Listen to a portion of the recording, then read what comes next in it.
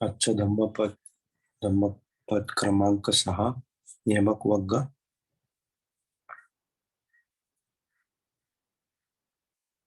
परे च न विजानन्ति मयमित्थ यमामसे ये च तत्थ विजानन्ति ततो सम्मन्ति मेधगा. पुन्हा एकदा. परे च न विजानन्ति मयमित्थ यमामसे ये च तत्थ विजानन्ति तत्तो समन्ति मेधगा. याचा मराठी अर्थ विजानंती म्हणजे स्पष्टपणे पाहणे, स्पष्टपणे माहीत असणे.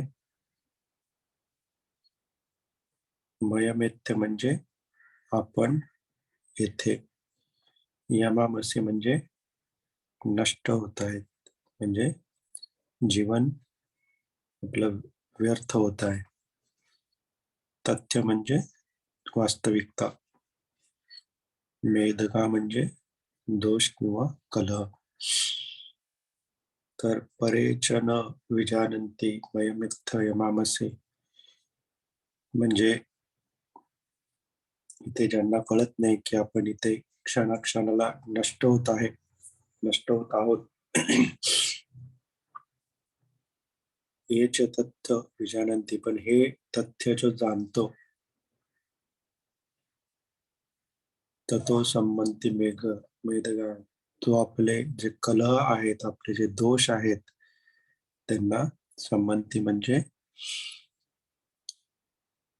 शांत करतो. तशा प्रकारे जे जाणत नाहीत की आपण इथे क्षणाक्षणाला नष्ट होत आहोत, आणि जे ते जाणतात की ते क्षणाक्षणाला नष्ट होत आहेत, ते आपले सर्व कलह आहेत, सर्व दोष आहेत, ते शांत करतात. अशा प्रकारे हा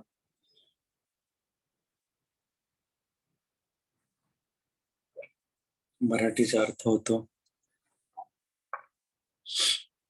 आपण जे 1 ते 5 पाहिले, त्याच्यामध्ये त्याच्या रेफरन्सनेच आपण हे 6वं देखील पाहू शकतो. प्रत्येक धम्मपदाचा एक स्वतःचा एक अर्थ आहे. पण जर तुम्ही सिरीज वाईज पाहिलं, साखळीने पाहिलं, तर जास्त स्पष्टपणे समजतं आपल्याला. पहिल्या धम्मपदामध्ये भगवान म्हणत आहेत की दूषित मनाने केलेलं कार्य किंवा विचार, त्याच्यामुळे दुःख उत्पन्न होतं, आणि ते बैलाच्या पायामागे जसं चाक चालतं त्याप्रमाणे ते आपल्या मागे मागे येत असतं दुःख. दुसऱ्या धम्मपदामध्ये भगवान बुद्ध म्हणत आहेत की प्रसन्न मनाने, शुद्ध मनाने केलेलं कार्य, केलेले विचार हे सुख उत्पन्न करतात, आणि हे सुख आपल्या मागे छाया ज्याप्रमाणे आपल्या सोबत असते त्याप्रमाणे ते सोबत राहतं. तिसऱ्या धम्मपदामध्ये भगवान म्हणतायत अकोच्छिम अवधिमम, मला याने मारलं, मला याने लुटलं, मला याने जिंकलं, असा जो विचार करत नाही, त्याचं वैर शांत होतं.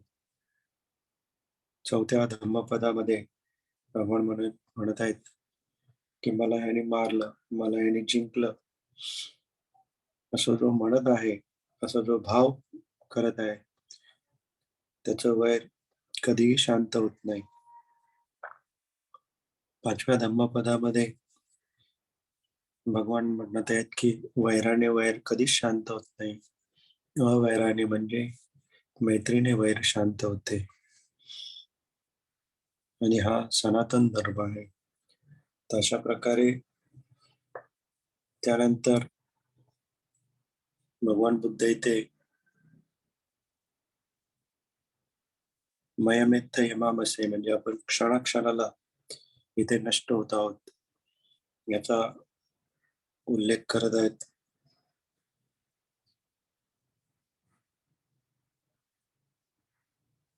तर आणि हे जे जाणतो, हे ज्याला माहीत आहे, माहीत असण्यापेक्षा जाणणं जास्त महत्वाचं आहे. हे जो जाणतो, तो आपले सर्व आपले सर्व दोष शांत करतो.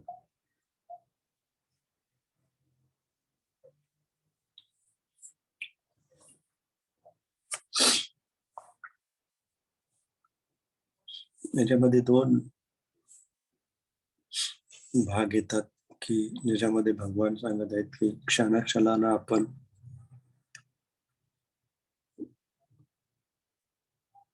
मृत्यू होत आहे. क्षणाक्षणाला आपण आपलं मृत्यूच्या जवळ जात आहोत आणि हे जो जाणतो, तो आपले दोष, कलह शांत करतो. असे हे 2 भाग आहेत. हे आपण पुढे बघूया. त्याच्या आधी याच्यासोबत जी घटना, जी कथा आहे त्याच्याबद्दल. तर ही घटना आहे कोसंबी येथे घडलेली, जेतवन विहाराच्या इकडे.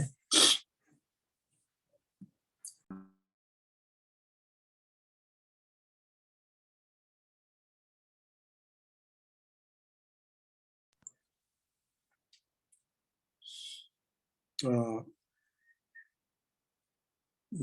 इकडे विहारामध्ये बरेच भिक्खू आहेत. त्या भिक्खूंमध्ये 2 भिक्खू जे आहेत, एकाचं नाव विनयधर आहे आणि एकाचं नाव धर्मकथित आहे. तर विनयधर जे भिक्खू आहेत ते विनयामध्ये पारंगत आहेत आणि धर्मकथित हे जे भिक्खू आहेत ते धर्मामध्ये पारंगत आहेत. अशा प्रकारे 2 भिक्खू आपापल्या वेगवेगळ्या क्षेत्रामध्ये पारंगत आहेत आणि त्यांचे शिष्य देखील आहेत तिथे. तर असंच एकदा धर्मकथित जे भिक्खू आहेत ते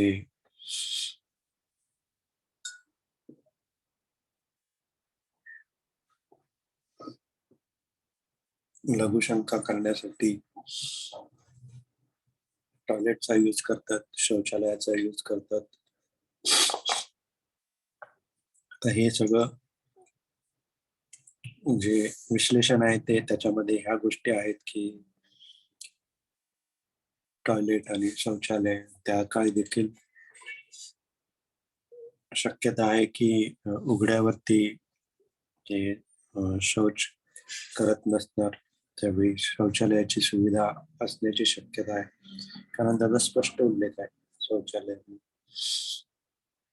तर असं हे शौचालय यूज करतात आणि मग बाहेर येतात. त्यानंतर विनयधर शौचालय यूज करण्यासाठी जातात.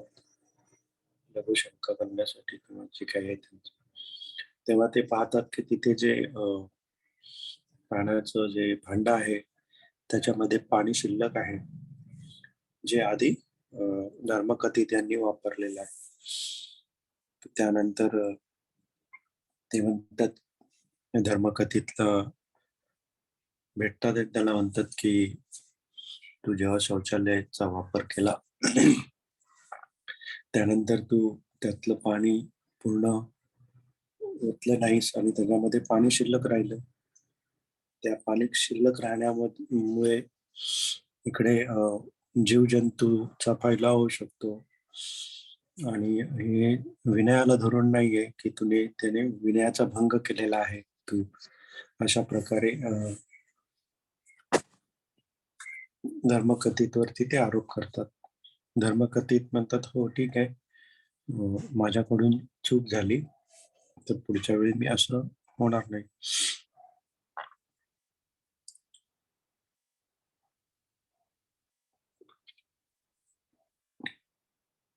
त्यानंतर ही गोष्ट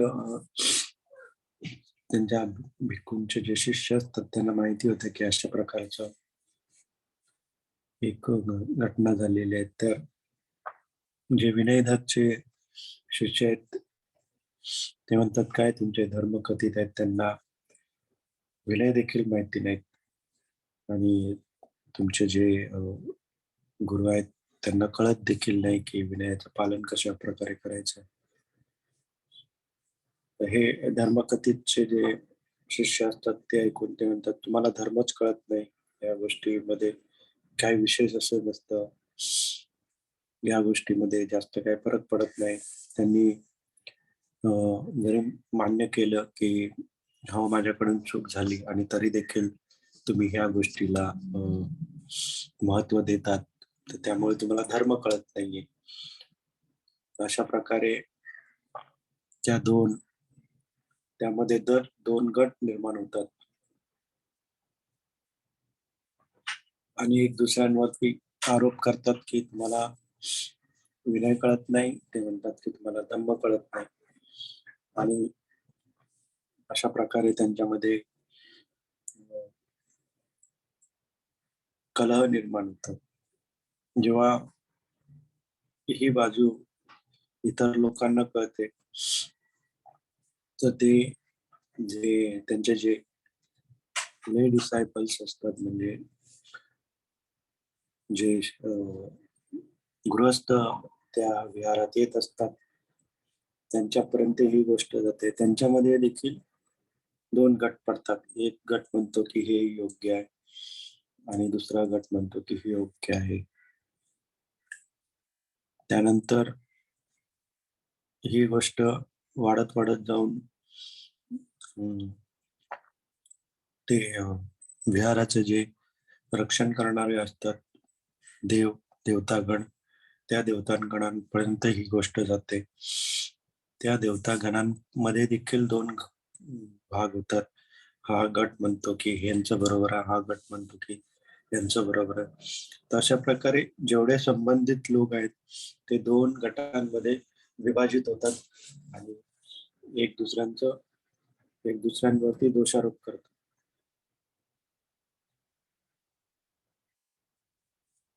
अशा प्रकारे ही घटना चालू असताना भगवान बुद्धांच्या कानावरती गोष्ट येते. भगवान बुद्ध दोघांना दोन्ही ग्रुपला समजवायचा प्रयत्न करतात. पण अ, त्यांचं जे चित्त आहे ते कुठल्याही गोष्टी ऐकून घ्यायला तयार नसतं आणि ते भगवान बुद्धांना म्हणतात, की "तुम्ही याच्यामध्ये पडू नका. आम्ही आमचं जे आहे ते कलह आहे जे आमच्यामध्ये भांडण आहे ते आम्ही अ, दूर करू आणि याच्यापासून आम्ही दूर करून टाकू."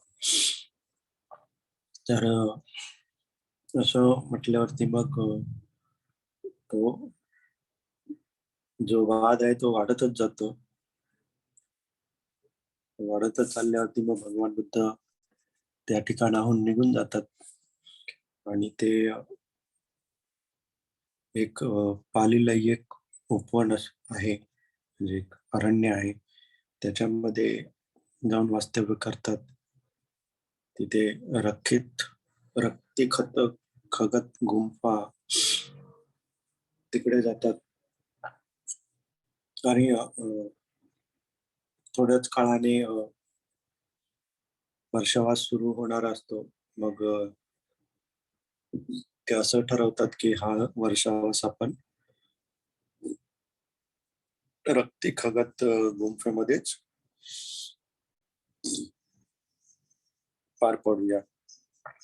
आणि आपल्याला सगळ्यांना माहिती आहे, की हा एकच वर्षावास भगवान बुद्धांनी ज्ञानप्राप्तीच्या नंतर एकट्याने पूर्ण केला आणि त्यांची जी सेवा आहे ती एका हत्तीने, पाळलेल्या एक हत्तीने आणि एक माकडाने त्यांची सेवा केली असा त्याचा उल्लेख येतो. तर अशा प्रकारे भगवान बुद्ध तिथून निघून जातात. जेव्हा भगवान बुद्ध निघून जातात तेव्हा जे गृहस्थ उपासक असतात त्यांना ही गोष्ट समजते आणि मग ते त्या भिक्खूंना म्हणतात, की तुमच्यामुळे भगवान बुद्ध इथून निघून गेलेले आहेत. आता आम्हाला वर्षावासामध्ये धम्मदेसना किंवा जे उपदेश आहेत ते ऐकायला मिळणार नाही.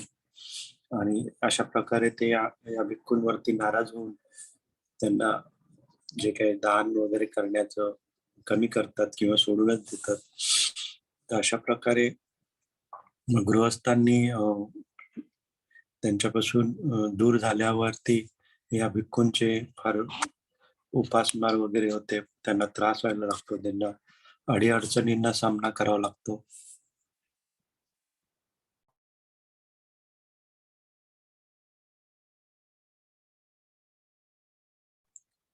अडी-अडचणींना सामना करावा लागतो. मग ते अ, ठरवतात, की आपण भगवान बुद्धांकडे जाऊन आपण त्यांची क्षमा मागावी. पण तोपर्यंत वर्षावासाला सुरुवात होते आणि मग विनयाप्रमाणे वर्षावासमध्ये ते विहार सोडू शकत नाहीत किंवा आता भगवान बुद्ध देखील जाऊन तिकडे राहिलेले आहेत. ते देखील विनयाप्रमाणे तिकडून निघू शकत नाहीत. तर अशा प्रकारे हे भिक्खू त्यांना जाऊन बोलवू शकत नाहीत. त्यांना जाऊन आपली माफी पण मागू शकत नाही. अशा प्रकारे मग 3 महिने त्यांचे फार त्यांना त्रास होतो. त्यांना खूप अडी-अडचणी अ, ला सामना करावा लागतो. 3 महिन्यानंतर मग ते वर्षावास समाप्त झाल्याच्या नंतर अ, सगळे मिळून भगवान बुद्धांकडे जातात आणि मग तिथे गेल्यावरती मग भगवान बुद्ध त्यांना ही गाथा म्हणून सांगतात, की हे आपण इथे क्षणाक्षणाला नष्ट होत आहोत आणि तुम्ही अशा आपल्याला लाभदायक नसलेल्या गोष्टींमध्ये अडकत आहात. त्याच्यावरती एवढा कलह करत आहात. तर अशा प्रकारे ज्ञानी व्यक्तीने ज्याला समजतं, की आपण अमर नाहीये, आपण कधी ना कधी मरणार आहोत. तर अशा या क्षुल्लक गोष्टींवरती आपण लक्ष न देता आपले जे महत्त्वाचं काम आहे, त्याच्याकडे लक्ष देणं आवश्यक असतं. पण आपण ते न करता अशा क्षुल्लक गोष्टीमध्ये आपलं पूर्ण एनर्जी, आपलं जे वीर्य आहे त्याच्यामध्ये लावतो. पण जो ज्ञानी असतो, ज्याला माहीत असतं, जो जाणतो, की हे सगळं आपण केव्हा ना केव्हा नष्ट होणार आहे. तर तो आपले जे कला ते अशा प्रकारच्या गोष्टींमध्ये हं, शांत करून टाकतो. अशा कलाकडे लक्ष देत नाही. तर अशा प्रकारे भगवान बुद्ध आपल्याला दुःख कसं उत्पन्न होतं, दुःख, सुख कसं निर्माण होतं आणि कुठल्या आपल्या भावना मनामध्ये निर्माण होतात. त्यामुळे आपल्याला वैर कसं निर्माण होतं मनामध्ये आणि वैर कसं शांत होतं.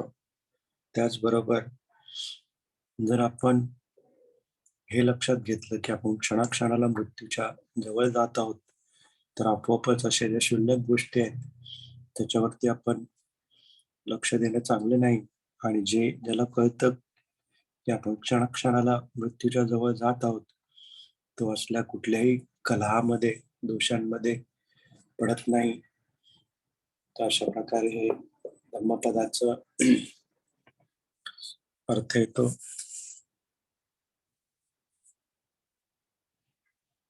तर भगवान बुद्ध या सर्व प्रत्येक जे धम्मपद आहे ते एक इंडिपेंडंट एक आपल्याला उपदेश करत असतात. हे धम्मपद नुसते ऐकायचे नाहीत, त्याच्यावरती चिंतन करायचं आहे, मनन करायचं आहे. भगवान बुद्धांनी असं का म्हटलं? त्यांचा त्यामागे काय हेतू होता? अशा प्रकारे चिंतन करणं खूप आवश्यक आहे. आता इथे जे भगवान बुद्ध म्हणत आहेत, की आपण क्षणाक्षणाला नष्ट होत आहोत. आता ह्याच्यामध्ये भगवान बुद्धांना नक्की काय म्हणायचंय? क्षणाक्षणाला आपण मृत्यूच्या जवळ जात आहोत. आणि जर आपण पाहिलं, की आपलं जे शरीर आहे, हे शरीर हे 2 प्रमुख भाग आहेत त्याचे. एक भाग आहे जे रूप, रूप म्हणजे आपली बॉडी, शरीर, काया आणि दुसरं त्याच्याशी जे निगडीत आहे ते माइंड. माइंड म्हणजे मन, चित्त आणि हे चित्त हे 4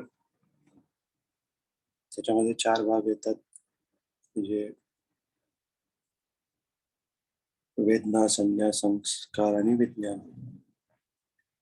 तर बॉडी तर आपली स्थूल असते, जडत्व असतं. पटकन त्याला मूव्ह करायचं एका ठिकाणाहून दुसऱ्या ठिकाणी, तर वेळ लागतो. पण माइंड आपलं मन, चित्त फार क्विक असतं. एका क्षणाला इथे तर दुसऱ्या क्षणाला दुसऱ्या ठिकाणी दूर अशा प्रकारे माइंड फार क्विकली मूव्ह होत असतं. फार झटपट एका ठिकाणाहून दुसऱ्या ठिकाणी. त्याच्यामध्ये फार क्विकली चेंजेस होत असतात, बदल होत असतात. या क्षणाला ते भीतीमध्ये असतं, या क्षणाला ते आनंदी असतं, एका क्षणाला ते अ, द्वेष करत असतं, एका क्षणाला त्याच्यामध्ये करुणा उत्पन्न होते. तर ह्या चित्तामध्ये चित्त इतकं फास्ट आहे, की फ्रॅक्शन ऑफ सेकंडमध्ये त्याच्यामध्ये बदल होत असतात. आणि ही गोष्ट जर आपल्या लक्षात आली, तर नक्कीच आपल्याला त्या गोष्टीचं चिंतन करणं आवश्यक आहे. याच्यामध्ये आपल्याला एक गोष्ट लक्षात घेणं आवश्यक आहे, की जेव्हा क्षणाक्षणाला आपण नष्ट होत जातो, असं भगवान बुद्ध म्हणत आहेत. तर समजा आपण एका क्षणाला चित्तामध्ये आपल्या मनामध्ये हा विचार आहे, तर त्या क्षणी जर आपलं काही बरे वाईट होतं, आपला मृत्यू होत आहे, तर त्या क्षणाच्या ज्या चित्तामध्ये असलेल्या कुशल कर्मामुळे, अ अकुशल कर्मामुळे नेक्स्ट आपला जो बर्थ आहे, आपला जो जन्म आहे, तो त्याचा इफेक्ट असतो, त्या चित्ताचा इफेक्ट असतो. त्यामुळे भगवान बुद्ध इथे क्षणाक्षणाला आपण नष्ट होत आहोत, याचा उल्लेख करत आहोत. तर त्यामुळे आपल्याला हे नेहमी लक्षात ठेवलं पाहिजे, की प्रत्येक क्षण आपल्या मनामध्ये कुशल विचार असणं आवश्यक आहे. कारण कुठल्या क्षणी आपण मृत्यूच्या जवळ असू ते आपल्याला माहिती नाही. आणि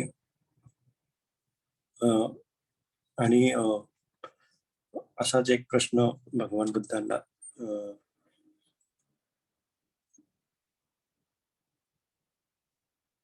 शाक्य एक शाक्य नागरिक होता. त्यांनी भगवान बुद्धाला विचारलं, की भगवान तुम्ही म्हणत आहात, की जे आपल्या मृत्यूच्या समयी जे चित्त असतं त्याप्रमाणेच आपला पुनर्जन्म होतो. त्याच्यावरती आपलं पुढील जन्म कशा प्रकारे होईल हे ठरलेलं ठरतं. तर मग मी आयुष्यभर चांगले कुशल कर्म करणं केले आणि तरी देखील शेवटच्या क्षणी मृत्यूच्या समय जर मी जागरूक नसेन किंवा मी बेशुद्ध असेन किंवा माझी वयामुळे विचार करण्यास सक्षम नसेल, तर मग माझा जो पूर्ण आयुष्यभर जे मी कुशल कर्म केलंय, त्याचा मला लाभ होईल की नाही?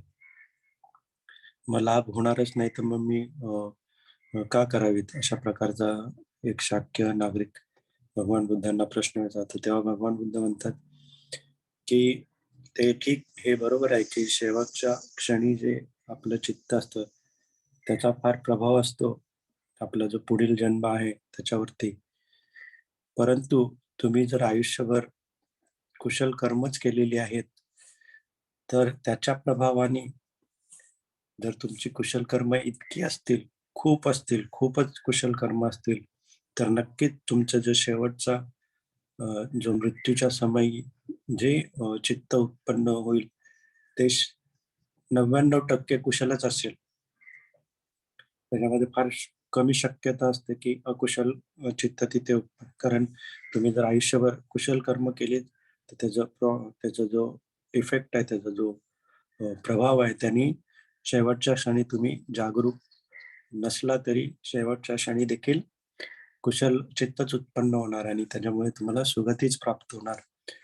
तर अशा प्रकारे म्हणूनच भगवान बुद्ध आयुष्यभर आपल्याला कुशल कर्म करण्यासाठी प्रोत्साहित करत आहेत.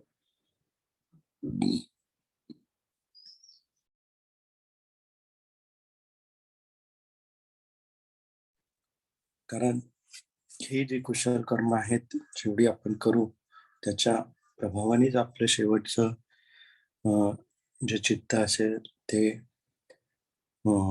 कुशल राहील.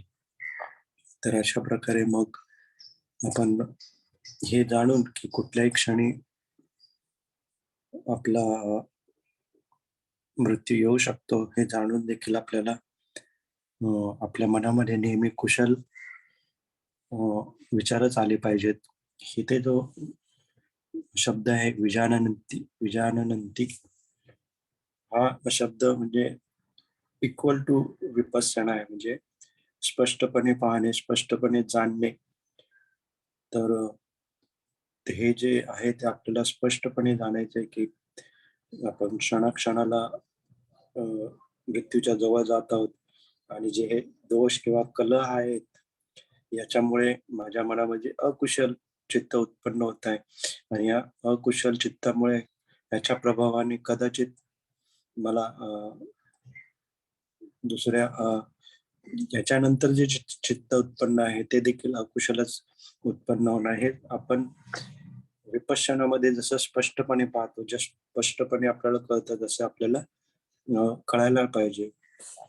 तर अशा प्रकारे आपल्याला हे चिंतन केलं पाहिजे, की आपलं चित्त नेहमी कुशल स्थितीमध्ये राहिलं पाहिजे.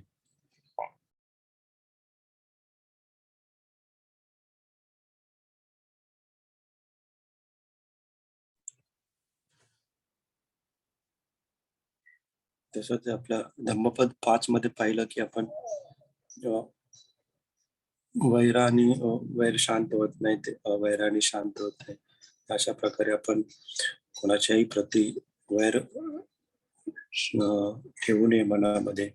कारण हे वैर जर आपण मनामध्ये ठेवलं आणि शेवटच्या चित्तामध्ये जर ते उत्पन्न झालं, तर तुम्ही पाहिलं की त्या जो महिला होत्या, त्यांची जी कथा होती, तर प्रत्येक जन्मामध्ये त्या एकमेकींचा जे अपत्य होतं, मूल होता त्याचा अ, अ, खून करायचे.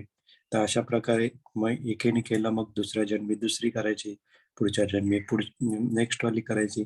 तर त्यांचं ते वैर सुरूच होतं. कारण ते शेवटच्या चित्तामध्ये त्यांचं तेच होतं. तर अशा प्रकारे अ, शेवटच्या चित्ताप्रती आपण फार जागरूक राहिलं पाहिजे. त्याच्यासाठीच आपल्याला ह्यावेळी जेव्हा आपण आहोत, तेव्हा देखील ह्याप्रती आपल्याला आपल्या मनामध्ये कुठल्याही प्रकारे अकुशल चित्त उत्पन्न होणार नाही, याच्याकडे लक्ष देणे आवश्यकता आहे. आता आपण जे आहोत ते दुसरे आपल्यावरती रागवणं किंवा आपल्यावरती ओरडणं हे थांबवू शकत नाही. कारण हे आपण जगामध्ये राहत आहोत, तिथे या सगळ्या गोष्टी घडतच आहे. आपण जरी ठरवलं, की आपण दुसऱ्यांच्या प्रती कुठलीही चुकीची कामं करणार नाही, कोणाला त्रास होईल असलं काही करणार नाही. पण तरी देखील समोरचा जो व्यक्ती आहे, त्याच्या मनामध्ये त्याची जी अपेक्षा आहे, ती आपल्याला माहिती नाही. त्याच्या या अपेक्षेप्रमाणे आपण कधी काही केलं नाही, तर तो आपल्यावरती रागावू शकतो. बऱ्याच वेळा असं घडतं, की आपली अ, इच्छा नसते, की कुणाला त्रास द्यायचा, पण असं होतं आणि समोरचा व्यक्ती आपल्याला रागवतो, चिडतो, ओरडतो, तर त्यावेळी देखील आपण शांत राहून आपल्या लक्षात यायला पाहिजे, की अ, एकतर समोरच्या व्यक्तीला समजत नाहीये, की मी चुकीचं केलेलं आहे की नाही. पण मला नक्कीच माहिती आहे, की मला तसं करायचं नव्हतं. पण तरी देखील तो माझ्यावर रागवत आहे, तरी मी त्याच्यावरती राग धरणार नाही, त्याचा द्वेष करणार नाही. आणि हे आपल्याला आपल्या मनामध्ये हे ठासून घ्यायचंय, की कोणाच्या प्रती मनामध्ये द्वेष निर्माण करणं. आपण जेव्हा समाधी ध्यानाला बसतो, तेव्हा आपण पाहतो, की विचार उत्पन्न होतात, नष्ट होतात. प्रत्येक विचार आमच्या मुळामध्ये कुठल्यातरी प्रकारचं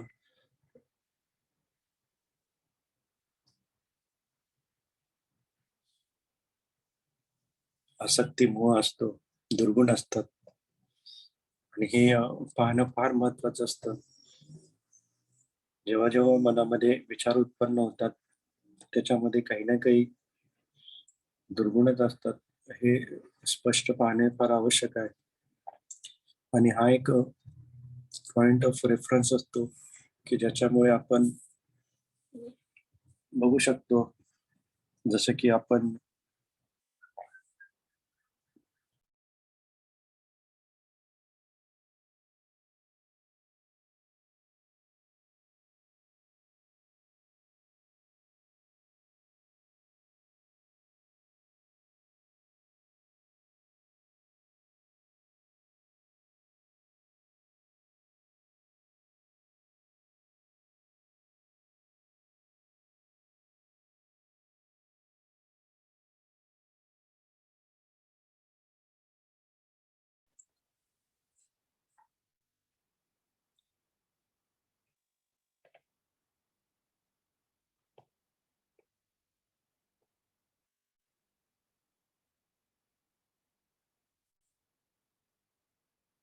जसं की आपण पाहतो, की आपण साधनेला बसलेलो आहोत. मनामध्ये विचार उत्पन्न होत आहेत आणि जसं ह्या विनयधर आहे आणि धर्मकथित आहे, यांच्या बाबतीत काय घडलेलं आहे नक्की? त्याचा आपण विचार करू शकतो. जर आपण पाहिलं की विनयधर आहे, ते विनयामध्ये पारंगत आहेत. धर्मकथित आहेत, ते धर्मामध्ये पारंगत आहेत. तर त्यांच्या ह्या पारंगत होण्यामुळे त्यांच्या ह्या त्यांना त्या विषयाबद्दल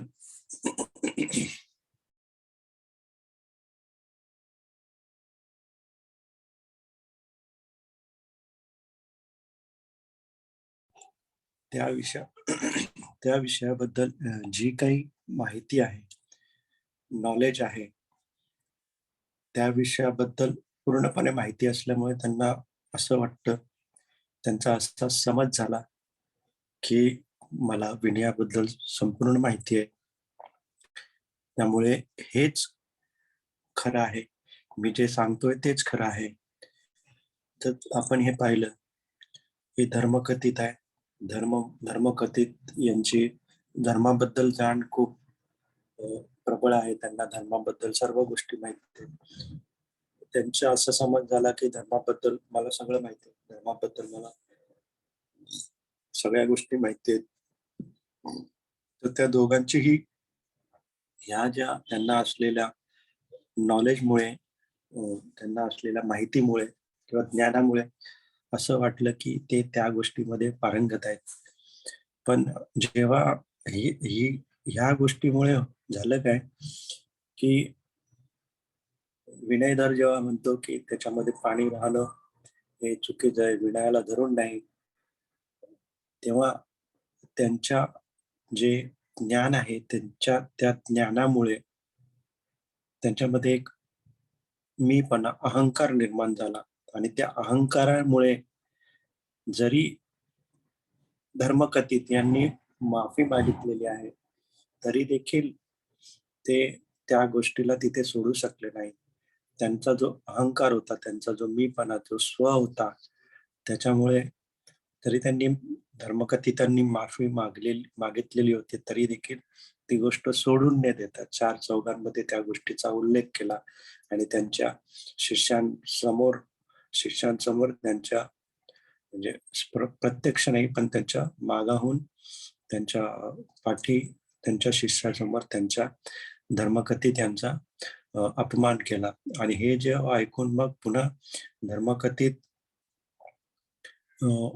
त्यांना जरी धर्माची पूर्ण जाणीव होती, धर्माची तरी ते ज्ञान होतं, धर्माबद्दल माहिती होती, तरी देखील ते आपल्याला त्यांच्यामध्ये पण एक प्रकारचा इगो, कन्सीट, मान निर्माण झाला होता. मीपणा निर्माण झाला होता. त्यामुळे त्यांच्या देखील जो इगो होता त्याला ठेच लागली आणि ते देखील जरी त्यांनी माफी मागितली असेल तरी मग विनयधरांच्या विरुद्ध ते देखील अनुचित उद्गार त्यांनी काढले. अशा प्रकारे दोघांनाही जरी ते त्यांना नॉलेज भरपूर असलं, त्यांना माहिती भरपूर असलं, त्यांना ज्ञान भरपूर असलं, तरी विस्डम म्हणजे प्रज्ञा नव्हती त्यांच्यामध्ये, की जे गोष्टी जशा आहेत तसे ते पाहू शकले नाहीत. आणि त्यांच्यामध्ये जो मान किंवा कन्सेट किंवा जो मीपणा होता, अहंकार होता, त्याच्यामुळे ते कलहामध्ये ते त्याच्या भांडणामध्ये पडत गेले आणि पुढे पुढे हे भांडण खूप वाढत गेलं आणि त्याची परिणिती म्हणजे भगवान बुद्ध ती वास्तू तिथलं ते विहार सोडून दुसरीकडे राहायला गेले. तर अशा प्रकारे आपण पाहू शकत नाही की आपण जरी एवढं जरी ज्ञान असलं आपल्याला, तरी आपण आपला जो मीपणा आहे, अहंकार आहे, तो आपल्याला गोष्ट देत नाही व्यवस्थित. आणि ह्याला मोह म्हणतात. मोह म्हणजे म्हणजे मराठीतला मोह नाही. मोह म्हणजे अविद्या, अज्ञान, की जी गोष्ट जशी आहे तसं न पाहता येणार. तर हा जो मोह आहे, तो आपल्या समोर एक कर्टन निर्माण करतो. कसला कर्टन? अहंकाराचा. म्हणजे मी जे म्हणत आहे, मी जे सांगत आहे, मी जे बोललो आहे, ते माझ्या ज्ञानाच्या मुळे परिपूर्ण आहे आणि ह्याच्यापेक्षा दुसरं काही असूच शकत नाही. हे जे आहे ते आपले समोर एक कर्टन, पडदा निर्माण होतो आणि आपल्यामध्ये इगो निर्माण होतो आणि आपण दुसऱ्याची कुठली गोष्ट ऐकून घेत नाही आणि त्याच्यामुळे कलह उत्पन्न होतात. आता आपण इथे पाहिलेलंच आहे की जरी ते दोन्ही आपापल्या क्षेत्रामध्ये पारंगत असले, तरी देखील त्यांच्यामध्ये प्रज्ञा उत्पन्न नसल्यामुळे ते त्या भांडणामध्ये पडले. अशा प्रकारे आपल्या स्वमुळे, आयमुळे आपण आयला खूप होल्ड करून ठेवतो, पकडून ठेवतो. कारण कारण हा जो आय आहे ना, हा देखील आपल्याला वाटतं की मी आहे. आणि आपल्याला असं वाटतं की हा मीच विचार करत आहे आणि हा मी म्हणजे मी आहे, मी स्वतः आहे. पण हे आपले जे इगो असतात, हे देखील आपले नसतात. हे अ, 4 खंड आहेत जे मनाचे, जे वेदना, संज्ञा, संस्कार आणि विज्ञान. अ, यामुळे हे सगळे गोष्ट निर्माण होत असतात आणि त्याला आपण आपण समजतो की हे मी आहे, माझं आहे आणि आपण त्याला होल्ड करून ठेवतो. पण हे देखील आपण पाहिल्यापेक्षा आपण जेव्हा ध्यानामध्ये बसतो तेव्हा आपण आपली आपलं एक माइंडफुलनेस ऑब्जेक्ट असतो. येणारा दास, जाणारा स्वतः. आपली कुठल्याही प्रकारची इच्छा नसते की मनामध्ये विचार यावेत. तरी देखील ते येत असतात. आपली इच्छा नसताना देखील मनामध्ये विचार येतात. म्हणजे ते आपले असतात का? ते नसतात आपले. तरी देखील आपण त्यांना आपले मानतो. आणि हेच आपलं मानणं आहे. आणि हे जे आपण त्याला होल्ड करणं आहे, पंच उपादान खंदा दुःख, आणि ते होल्ड करणं आहे, हे पंचस्कंदांना आपण जे उपादान आहे, क्लिंगिंग आहे, त्याच्या प्रती जी आसक्ती आहे, त्याला जी चिटकून राहण्याची आपली प्रवृत्ती आहे, ती दुःखाला कारणीभूत आहे. आणि म्हणून आपण नेहमी चिंतन केलं पाहिजे, की गोष्टींच्या तळाशी जाऊन त्यांचं जे मूळ आहे ते पाहणं आवश्यक आहे. ते पाहिलं की आपल्याला समजतं की आपण ही ही जी आपली आसक्ती आहे, आपली मीपणाशी किंवा माझ्या अ, मी जो समजतोय की मी स्वतः सगळ्या गोष्टी विचार करतोय, मी स्वतः सगळं करतोय. तर ही आपला मोह आहे, हा आपला अविद्या आहे, ही आपली धारणा आहे, चुकीची धारणा आहे आणि त्याच्यामुळे दुःख उत्पन्न होत असतं. तर नुसतं ध्यानाला बसणं आणि श्वासावरती लक्ष केंद्रित करणं म्हणजे ध्यान नाही, तर नेहमी आपल्या विचारांप्रती सजग राहणे, जागरूक राहणं. जेव्हा-जेव्हा विचार मनामध्ये येतील, तेव्हा त्याविषयी चिंतन करणे, की हा विचार आता माझ्या मनामध्ये का आणलाय? त्याचं मूळ कारण काय आहे? तर अशा प्रकारे जर आपण चिंतन केलं, कालचाच जो धम्मा-टॉप टाकला होता अजान सदारोईंचा, तो देखील फार कशा प्रकारे विवेचन करायचं आहे, कशाप्रकारे आपण आपल्या विचारांप्रती आपल्या जे आपल्या मनामध्ये विचार उत्पन्न होतात, त्याच्याप्रती कसं कसं त्याचं मूळ शोधायचं आहे. तर अशा प्रकारे जर मूळ तुम्ही शोधू शकलात, तर आपोआपच आपलं दुःख कमी होण्यास मदत होते. आणि हे अशाच्या छोट्या-छोट्या आपण जर आपल्याला समजू शकलो, की ह्यामुळे मला दुःख निर्माण होतंय आणि आपण त्याला पाहू शकलो, तर आपोआपच पुढच्या वेळी ही हे जे घटना आहे ती रिपीट होणार नाही. तर बरेचसे विषय असतात आपल्या इथे, की जे आपण अशा ज्या आपल्या नॉलेजमुळे आपण त्यांना होल्ड करून ठेवत असतो आणि आपल्याला वाटतं, की अ, दुसऱ्यां दुसरा जो दुसऱ्यांनी जे विचार मांडलेले आहेत, ते चुकीचे आहेत. तर बऱ्याचदा ह्या अशा घटना घडत असतात. जर तुम्ही पुढच्या वेळी तुमच्या अशा कुठल्या घटनेशी तुमचा जर संबंध आला, तर नक्कीच तुम्ही जागरूक राहून विचार करू शकता, की की माझ्यामध्ये जो अहंकार किंवा जे काही मला वाटतं, की मला या गोष्टीबद्दल पूर्ण ज्ञान आहे. तर ह्यामुळे तर मी ह्या गोष्टीला पकडून राहिलेलो आहे का? तर ह्याच्यामुळे मी असा विचार करत आहे का? जर तुम्ही असं चिंतन केलं, तर तुम्हाला ती गोष्ट सोडायला, लेट गो करायला फार ईझी होऊन जाईल. आणि आपली जी कंडिशनिंग असते, आपली जी धारणा असते, ती या धारणामुळेच आपल्याला त्रास होत असतो. जसे की बरेचसे विषय असतात आपण आत्ताच जे प्रत्येक जण विचारतं, की आता एक प्रश्न आला होता, की पाली आधी की संस्कृत आधी? तर वास्तविक ह्या दोन्ही भाषा त्याच वेळच्या पाली भाषा जनसामान्यांची भाषा होती. जेवढे लोक होते ते सगळे पाली भाषा बोलायचे. संस्कृत देखील त्यावेळी होती. पण संस्कृत जसं म्हणतात ना, ऑफिशियल लँग्वेज होते. जे राजदरबारात ती वापरली जायची. म्हणजे श्रीमंत लोक ती वापरली जायची. राज्यकारभारासाठी ती वापरली जायची. मग ती फक्त लिमिटेड ज्यांना ती येते त्यांनाच ती माहीत होती. आणि मग कोणाला जर शिकायची असेल तर त्या संस्कृती हवी असं वाटत असेल तर ती शिकावी लागायची. आणि ते शिकवणारे शिक्षक पण अ, अधिकारी वरच्या हुद्द्याचे होते. मग ते सगळ्यांना ती गोष्ट ती संस्कृत भाषा शिकायला मनाई होती. तर अशा प्रकारे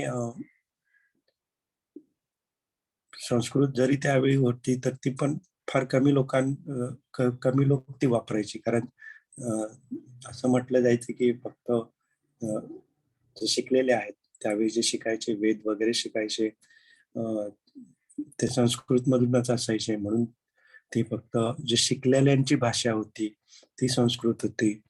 जसं आज इंग्लिशला आपण म्हणू शकतो की ही शिकलेल्यांची भाषा आहे आणि जनसामान्यांची भाषा ही पाली होती. सगळे जनसामान्य पालीमध्ये बोलत.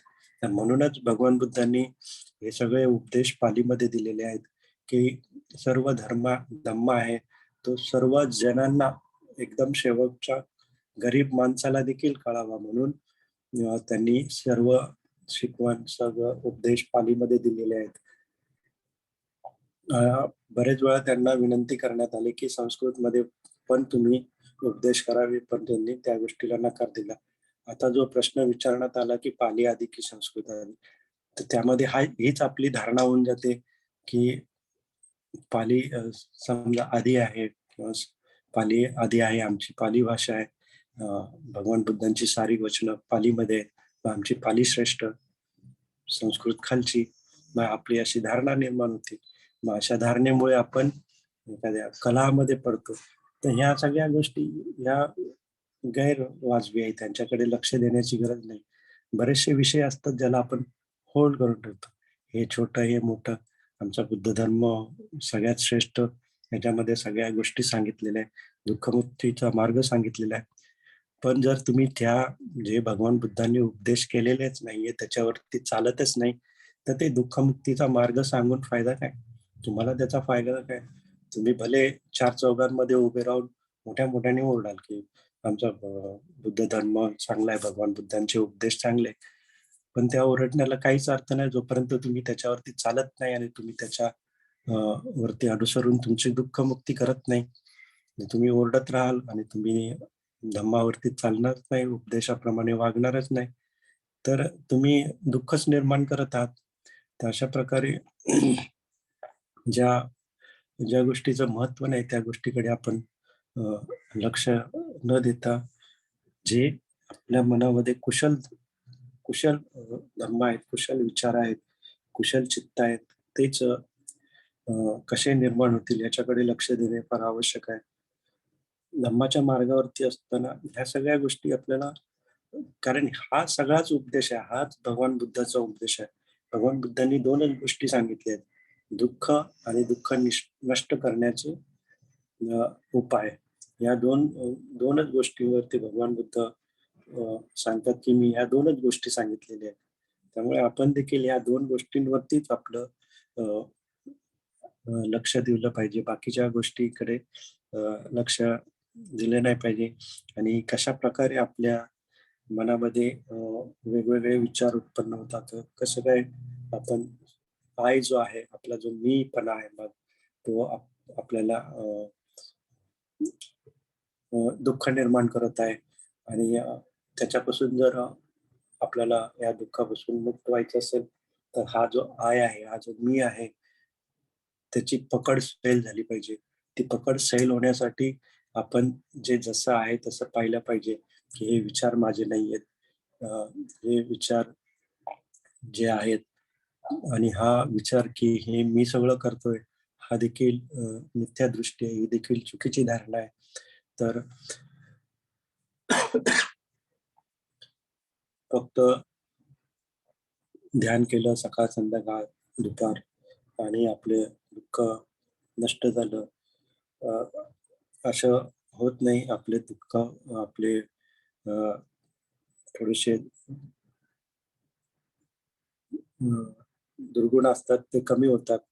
पण जर तुम्हाला आणखीन फास्ट प्रगती करायची असेल, तर प्रत्येक क्षणी आपल्या चित्ताच्या प्रती जागरूक राहणं, चित्तामध्ये येणारे विचार ते कशाप्रकारे येत आहेत, त्यांचा मूळ काय आहे, त्या मुळाशी जाणं फार आवश्यक आहे. आणि त्या मुळामध्ये गेल्याच्या नंतर आपल्याला लक्षात येतं, की आपण कुठल्या गोष्टीला होल्ड केलंय. आता आता मुद्दा निघालाय, वेळ होतोय, पण 1-2 मिनिटात सांगतो. आत्ताच एक असा इन्सिडेंट झाला, की एक साधिका, ॲक्चुअली 2-3 साधिकांनी तसं मला फोन केला, की एक YouTube वरती व्हिडिओ टाकला होता आणि त्याच्यामध्ये दृश्य चांगलं नव्हतं. मी जास्त डिटेल्समध्ये जात नाही. पण सांगण्याचा उद्देश आहे की ते दृश्य पाहून त्या साधिकांना किळस वाटली किंवा चांगलं वाटलं नाही. तर जेव्हा त्यांनी दृश्य पाहिलं आणि जेव्हा त्यांना किळस वाटलं किंवा चांगलं वाटलं नाही, तेव्हा त्यांच्या मनामध्ये हा विचार उत्पन्न होणं आवश्यक होतं, की मला हे दृश्य पाहिल्यावरती मला का अ, अ, किळस वाटली किंवा का वाईट वाटलं? जर त्यांनी ह्या गोष्टीचा विचार केला असता, तर त्यांना तिथे लगेच उत्तर मिळालं असतं. पण त्यांनी तसं न करता मी जेव्हा त्यांना सांगितलं तेव्हा त्यांचं समाधान झालं, की नाही झालं मला माहिती नाही. पण नक्कीच जर त्यांनी त्याच्यावर चिंतन केलं असतं, की जे ते मी दृश्य पाहिलं आणि मला ते दृश्य पाहणं आवडलं नाही.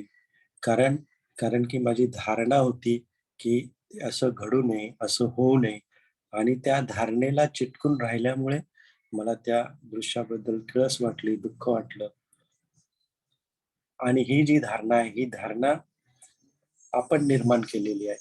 आपण जाणून-बुजून निर्माण नाही केली. जी आपल्या आजूबाजूला आपण जे पाहिलं, त्यामुळे ती आपली धारणा निर्माण झाली. ते दृश्य आहे ते ज्या ठिकाणी होतं, त्या ठिकाणी ते नेहमी घडणारी गोष्ट आहे. नेहमी घडणारी गोष्ट असल्यामुळे तिकडच्या लोकांना ती नॉर्मल गोष्ट होती. पण भारतातल्या लोकांसाठी ती अ, किळसवाणी किंवा चुकीची गोष्ट वाटत होती.